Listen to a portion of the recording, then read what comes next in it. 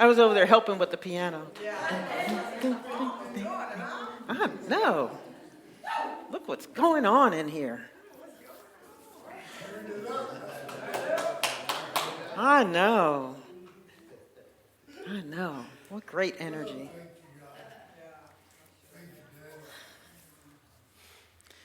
So they used to think, actually, this is a myth, that ostriches stick their head in the sand and hide. And people use that saying all the time when we're trying to hide from something. And actually, they're not hiding their heads in the sand because they're afraid. What they're doing is they use their beaks to turn the eggs and move them around when they've got little baby ostriches there ready to come into the world. And often they'll sit atop that nest and protect them. And ostriches are actually pretty mighty. Their legs are very strong. They can kick a lion and mortally injure it. They can run about 30 miles per hour. The cheetah is one of the fastest land animals, and yet an ostrich can run further, longer. They can run about that speed for about 30 minutes, they've been clocked. It's a long time. It's a long time. So it's not really true that they hide their heads, but often we do.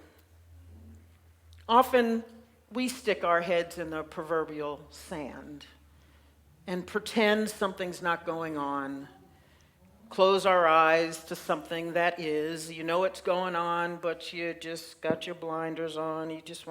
You're repeating to yourself, I'm invisible, this isn't happening, I'll deal with it tomorrow, next week, next year.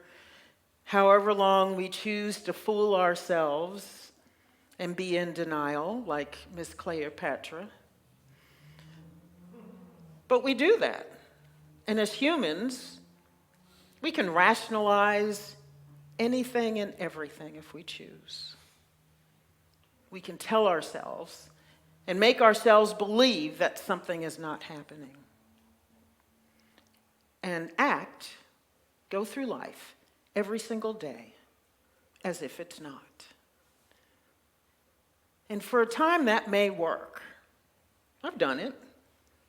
And as long as I ignored it and walked around it, hid from it, ran from it, whatever it is I'm doing to cope, then I don't look at the problem.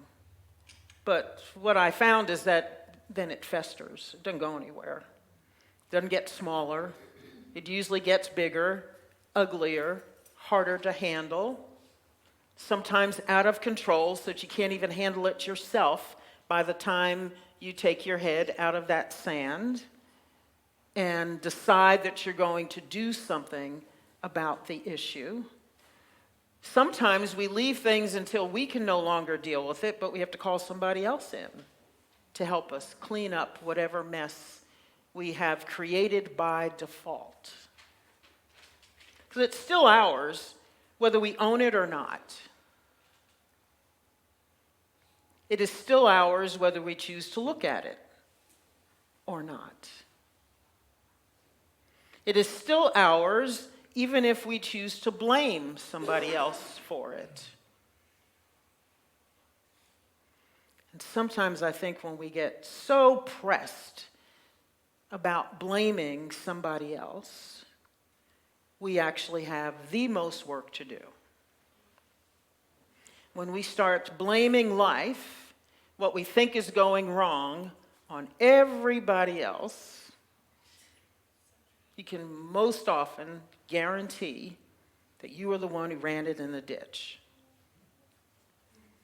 I was talking to somebody, actually came out of my grief support group, and she thought that her experience was, not only does she think that, but her experience was that everybody she ran into, no matter where she went, no matter what she did, everybody was a jerk. Everybody in her life. People in passing weren't nice to her. People at the store weren't nice to her. People she was dealing weren't nice to her. Her mother is toxic. Her sisters don't care. Her brother is a pain in the rear. Everybody except for her, of course,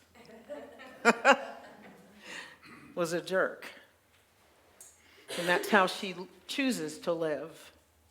That's how she's chosen to live. And she still does. And she's still angry. And she still wants somebody else to make it better. And all those problems that she's got, and they're mounting up. She's got quite a few. And if you have the energy to ask her about them, she'll spend all day long telling you about all of the stuff she's got going on in her life. And she'll tell you about all the people who are making it all go wrong. Everything has always gone wrong for her. Does stuff happen? Sure. Stuff is always happening, isn't it? And sometimes people are making it. Somebody other than us is making it happen. And sometimes we stick our heads in the sand and we choose not to look at that. We choose not to see it for what it is. And that's okay, if that's how you want to live, marginalized. If you want to live half in, half out, if you want to continue to be a doormat, to feel powerless, if you want to continue to feel besieged, to be a victim, if you want to continue to have your righteous anger or indignation, or whatever it is you want to call it, we can continue that. It's all up to us.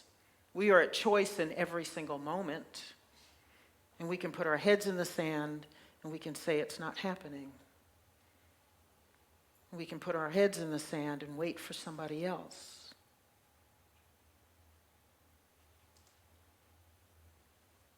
And we can choose not to look at it. Some people go decades with their heads in the sand about situations.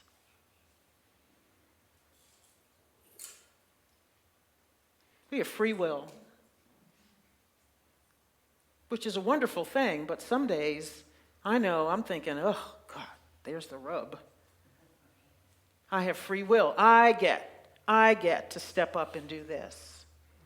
I get to take my head out of the sand and look at this. I get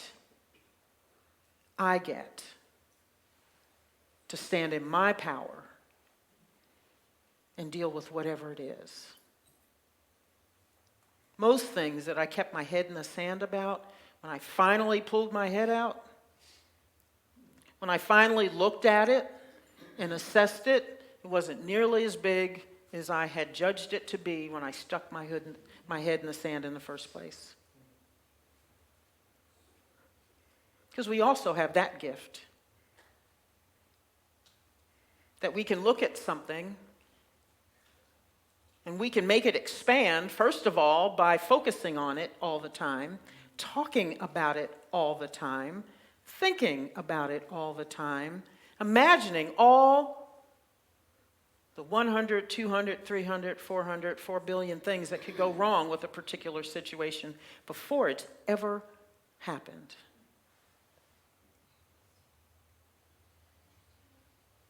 We can make it seem bigger than it is. And then you know what? It is bigger than it is in that moment. It is bigger. What you hold in consciousness is what you bring forth into your daily life. So if it's mayhem and chaos and victimhood and lack and limitation and stress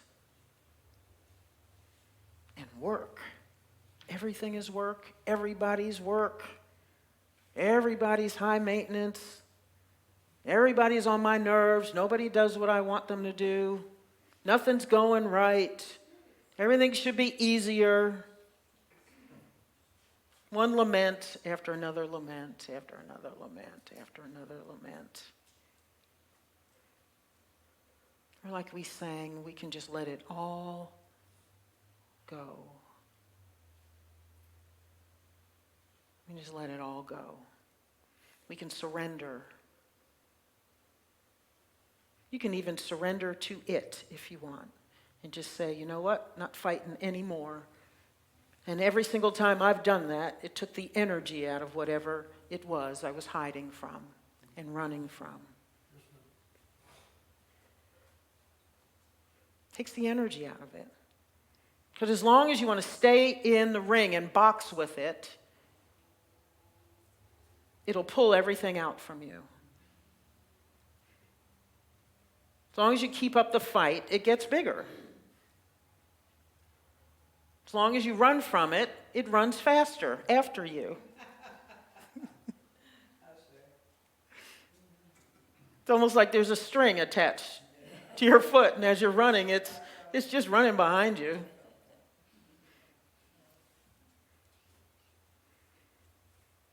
I always find some of the funniest stuff on social media, but somebody's playing a trick on somebody, and while he was taking a nap in a hammock, they tied a rubber snake to his foot by a string.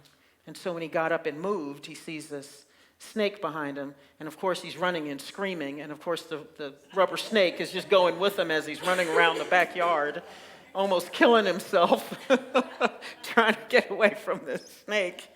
And it was just a rubber toy. He just ran. Crazy, crazy, crazy, crazy.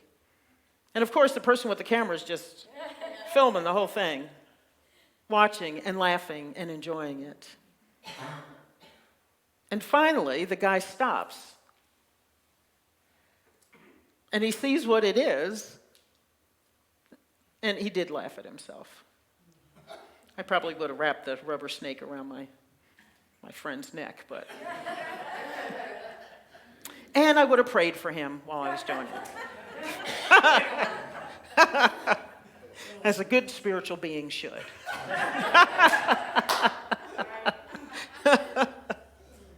But that's what we do. We run from stuff that's not real, that really has no power over us.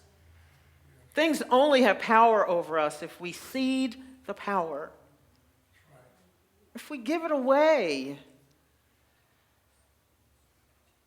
If we say that thing, that issue, that person, that situation, whatever it is, has more power and we cannot deal with it, I don't have what it takes, then it will have that power over you. And you'll feel powerless and lost for however long you do that.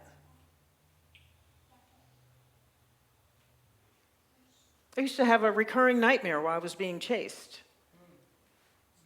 It absolutely terrified me. I mean, I would wake up in a sweat, breathing hard like I was really running in the bed. I mean, that's how terrifying it was. And they were always like one hand behind me, ready to grab me. And I always woke up just as they were touching me or grabbing the back of my shirt or something like that. Always, always. And I kept having that nightmare. It was usually they cropped up when I was under stress. And I thought that something in my life had more power over me than it actually had, that it had no power at all, but I didn't know that. So I take that into my sleep, and I'm being chased by something. All it did was represent the problem that I was running from, that I refused to face. And then at some point, I got tired of the nightmare, and I remember after that, I would just wake myself up. I knew that I don't have to stay in this dream, this illusion. I just can open my eyes and wake up. And the nightmare would be over. And it wouldn't last as long. And somehow while I was sleeping, somehow during sleep, I knew that I could make a choice and wake up. and the nightmare would end. And then it took another couple of weeks before I knew that I could, even if I'm running, I can turn around and face that thing and it'll stop chasing me. And I can see it for what it is. And I started doing that. And after that, the nightmare stopped completely. Never had the nightmare again. Well, now it's a different nightmare. But, but at least I don't sleep and something's chasing me anymore. I just have a different one now when I'm under stress. That's amazing that I could be asleep and make a choice, make a conscious choice that I'm not going to do that. But it had taken me to get to the point where I was tired of the nightmare. I was tired of running. I was tired of waking up in a cold sweat. I was tired of feeling like something was after me. And that I was eventually going to lose because it was going to get me, and then it's all over. All what? I don't know. But when you're feeling lost, you do feel like it's all over. Yes. As soon as the stuff hits the fan, I'm done. I'm done.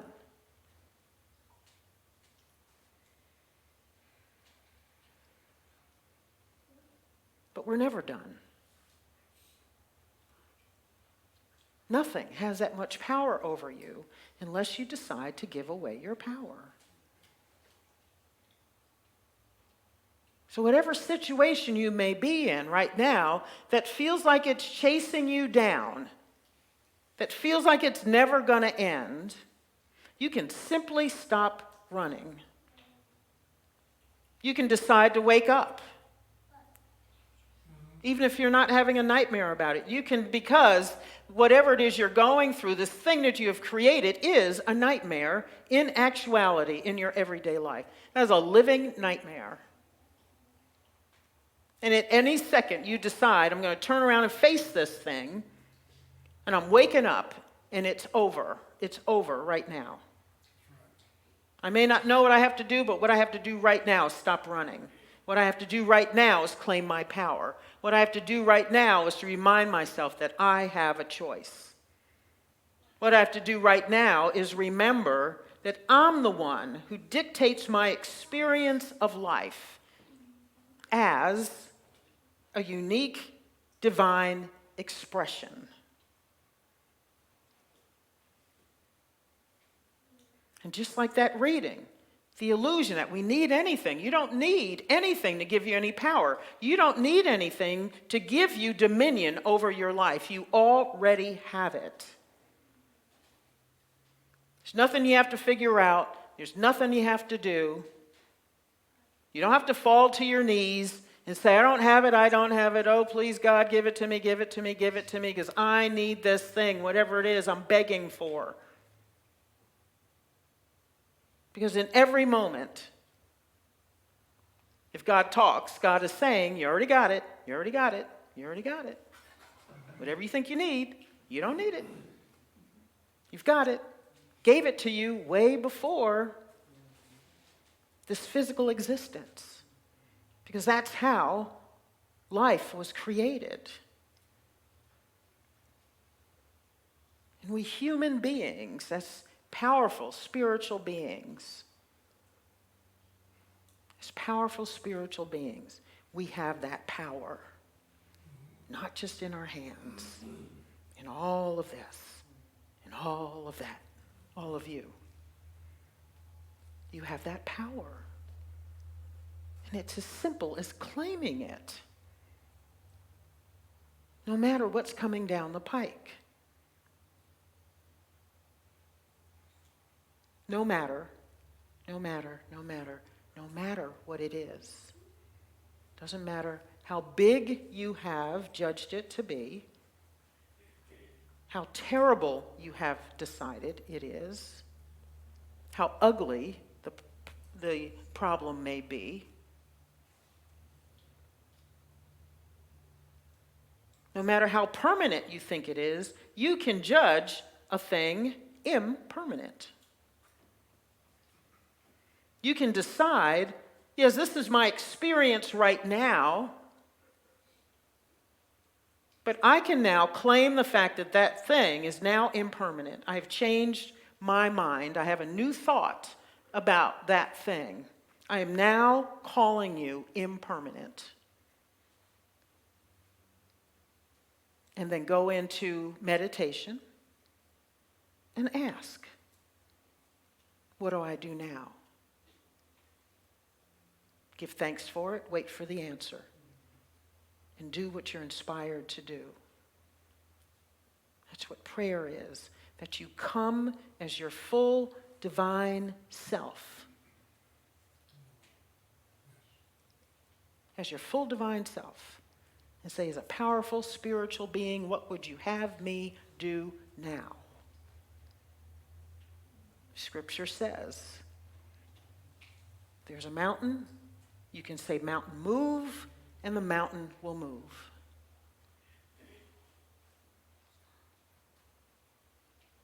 The mountain shall move. Not maybe the mountain will move. Not perhaps. Not it's possible. If you push enough, pray enough, be good enough, give away enough, write enough checks, donate enough money. I don't know. I was just watching the series Rome on HBO, and they were always sacrificing something. Sacrificing chickens, a lamb, something. Bathing in the blood. But you don't know what you don't know. But if you know, and if you say you know, the onus is on you to use your power. And if you know rationally, but you don't know here, you don't know on a heart level that something is true, then you got to do this work. Get it from here to here. Get it from the head to the heart. Embrace it, know it, feel it, believe it. Test it. Got a mountain before you, you talk to that mountain. You let the mountain know. You let the issue know. You let the problem know. This is who I am, and you're going to move. Just letting you know.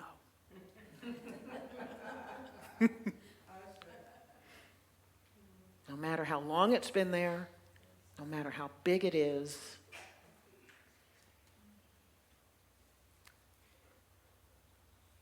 we are that powerful. We just don't really know that we are that powerful. We don't remember that we are that powerful. So you can decide to pull your head out of the sand. Say, yeah, I do have this. Yes, I was given all the power I need to handle this thing right here.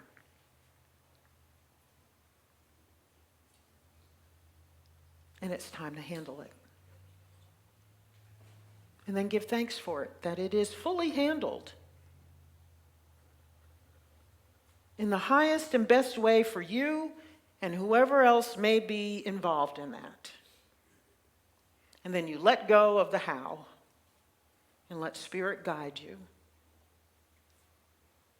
and put one foot in front of the other and make it happen.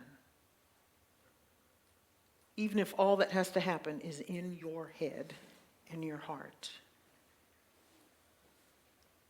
Sometimes that's 95% of the game, is what you have to do in here and in here. Because once you get there, once you know, once you truly, truly know, once you've got that belief in your bones, and that whatever it is, whatever it is, whatever it is, you know who you are. Know who you are. Tell yourself who you are. And you may not believe it at first, but keep telling yourself, keep reminding yourself, say it as often as you need to say it, Maybe you got to put it on Post-it notes and plaster it around your house. Doesn't matter how you make it work, just make it work. Just make it work. I do mine by singing it. I find a song that empowers me, and I will sing that song. And if you could warp a digital media, I would warp it. Because I'm playing it over and over and over and over. It's on repeat on my playlist. And I'm listening to it, and I'm singing it, and I'm singing it strong, and I'm singing it loud. And I sing it till I feel it here. And I know when that joy starts to bubble up, when the relief starts to bubble up, when the tears, for me, bubble up. Then I know I'm there. Then I know I've got it here. And then I just have to watch that mountain shift and move. And I keep saying thank you. And I keep letting that joy and that relief bubble up.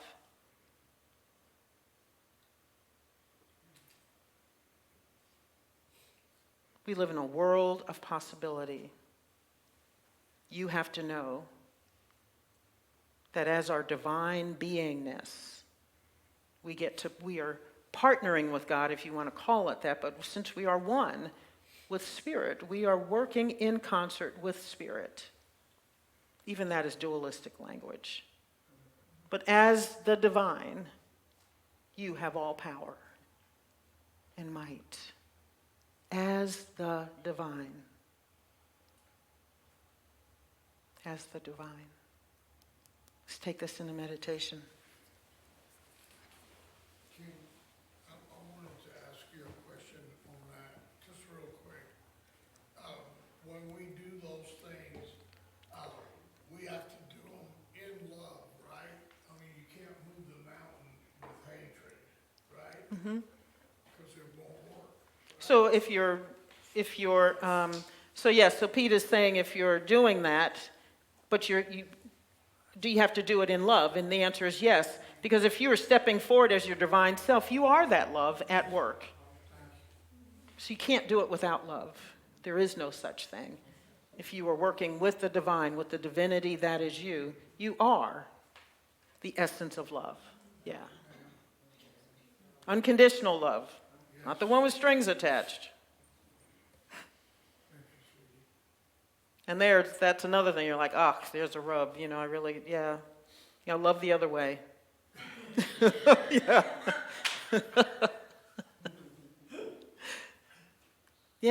Yeah, I love the other way. And sometimes that is the problem sometimes. We're loving from our human definition of love, our conditional definition of love. And divine love is so much different, so much more. So much more. So yeah, good question. Thank you, Pete. Thank you, man. I appreciate it. So take a deep breath.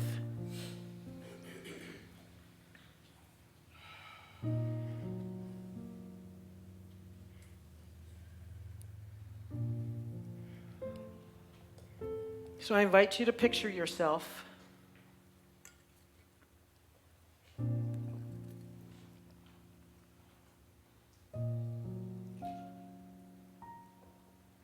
maybe you're picturing yourself at this age, in your current iteration. Or maybe you need to picture yourself at a different age, maybe younger, at a time when you really felt less than.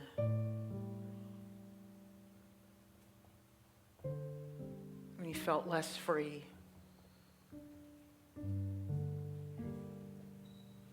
When you felt more embattled, powerless, whatever it was.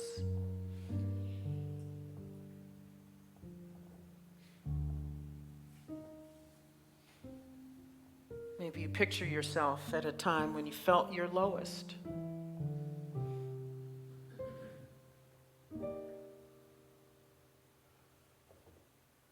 And when you've got a good picture of that, I want you to send all the love that you have, all the love you think you don't have, and surround yourself the way you're picturing yourself right now with love. Surround yourself in love, and that might be a light encircling you. Perhaps a loved one is holding you. Someone who's always believed in you.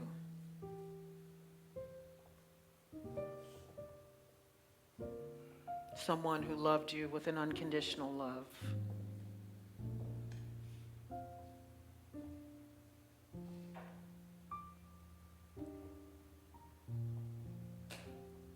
Perhaps you see yourself bathed in light or sitting in a beautiful place.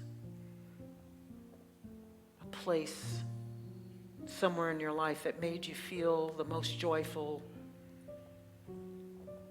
the most protected, the most empowered.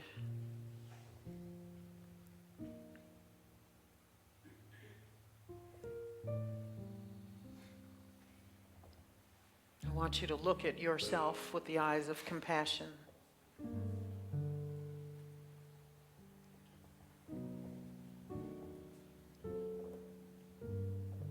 Pour grace upon yourself. Bless that image of you.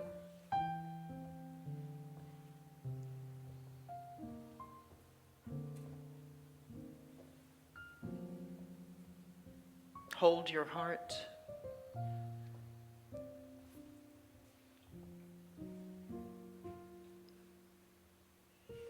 Feel warmth surrounding you.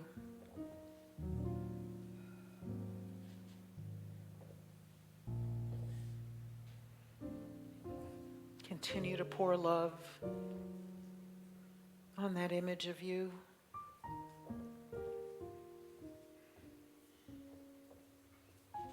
Pour understanding, forgiveness upon yourself.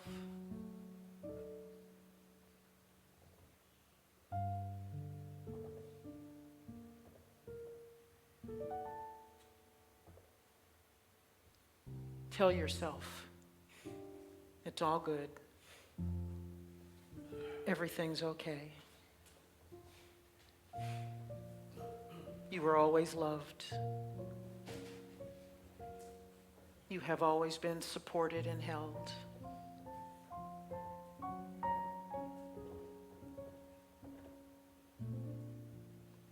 You are always protected.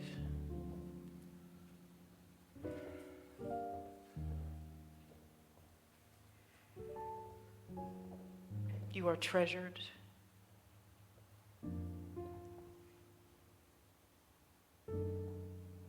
You are perfect just like you are.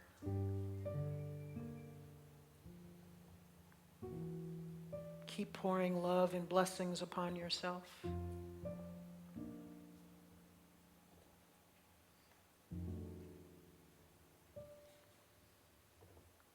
Smile upon that self. The most loving smile.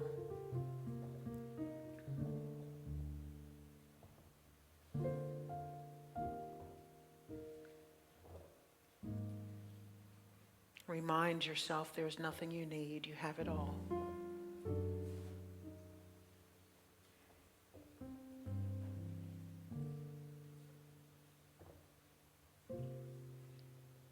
Remind yourself that there is a power and a force in this world that has called you forth to be a blessing and to be blessed, to have life and to have it abundantly, to have love overflowing, peace overflowing.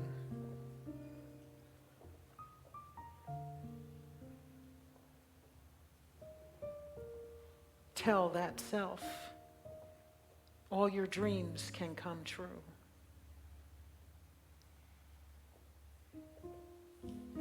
All pain can be washed away.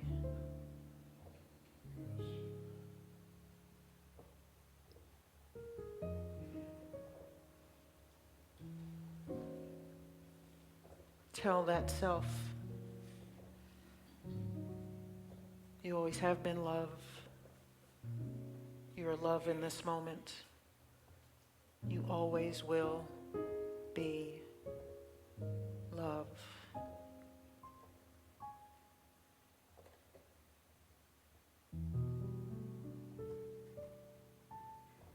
Take a deep breath in. Exhale.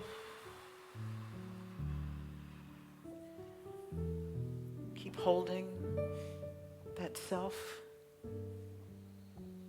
that treasured, magnificent being that you are.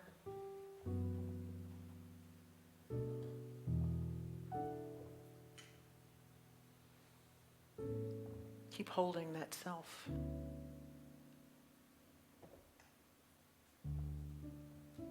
Keep holding them, loving.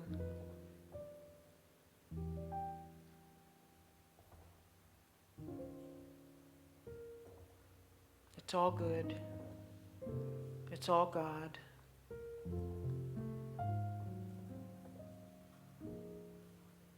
It's all love. And just relax and say yes and thank you to life. Say yes and thank you for that self. Say yes and thank you for the power to bless and to love yourself, the choice to love yourself. Because we are love.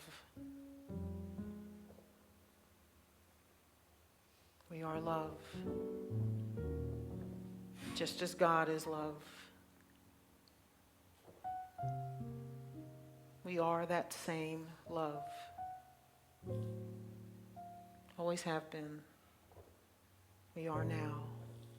And we always will be. One more deep breath to bring it in. Hold it at the top. Exhale. Let out all doubt, all judgment. Let it go. Let it go. Whisper, I love you to that self.